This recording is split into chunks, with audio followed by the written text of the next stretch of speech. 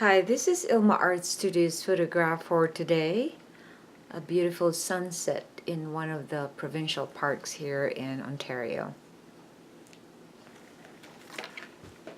Hi, check my website at ilmaarts.com for more artworks and photographs. Today I'd like to share Psalm 33 verse 12. It says, "What joy for the nation whose God is the Lord, whose people he has chosen as his inheritance." Here's my poem. Joy to God's people. What joy for those who believe in the Lord. They will be victorious and overcome this world. If you are committed to Christ, you will be his heir. You will experience his joy, for he is generous and fair. He will shower his people with an overflow. They will reap a harvest from the seeds they've sown. Rejoice and be glad, for you will have an abundance. He will gladly fulfill his promises and hand you an inheritance. Here's my essay. For so many years, I didn't know how to enjoy life. I strived and worked so hard at every dream or goal I set. I was so consumed with I, me, and myself. I think it's impossible to experience joy if one is so self-centered and self-driven.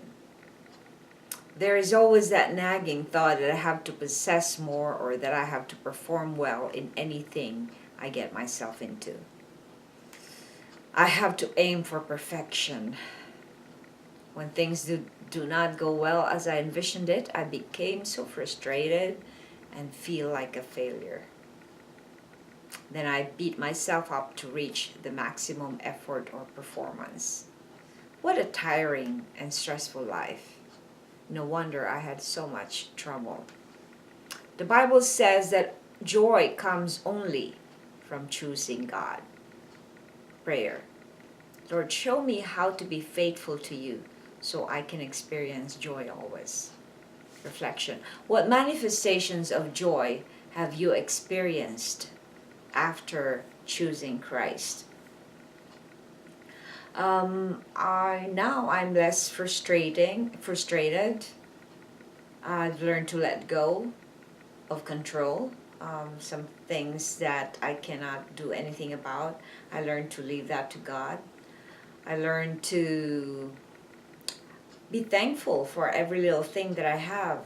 I learned to be thankful even for troubles or for challenges in my life, because I think that God teaches me something whenever I go through all this suffering or trials or testings.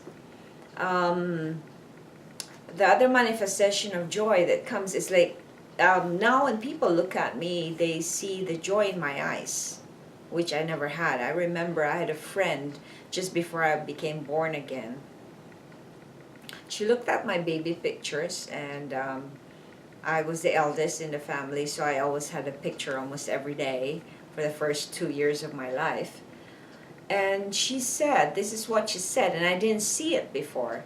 She said, like, you are such a cute little girl, but look at your eyes. You are so lacking in joy, or you're so sad. You're so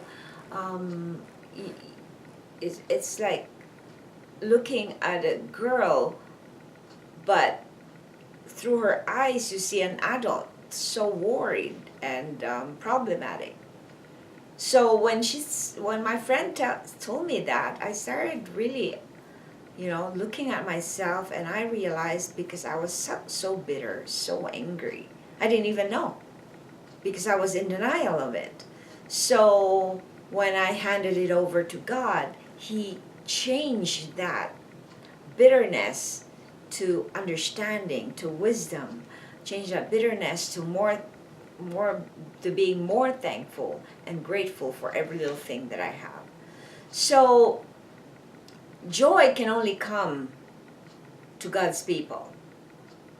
I don't think I've known anybody who does not know Christ who has joy, because when I didn't have a close relationship with Christ, I didn't know what joy meant. I didn't know what peace meant. I didn't know what love meant, real love meant.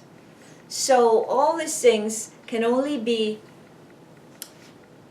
enjoyed, or the only time we will have joy is if we believe in God, and that we look up to His promises, and that we follow what He wants us to do in our lives. Thanks for watching, and I hope you check my website at ilmaarts.com for more artworks and photographs. Have yourself a wonderful day, and God bless.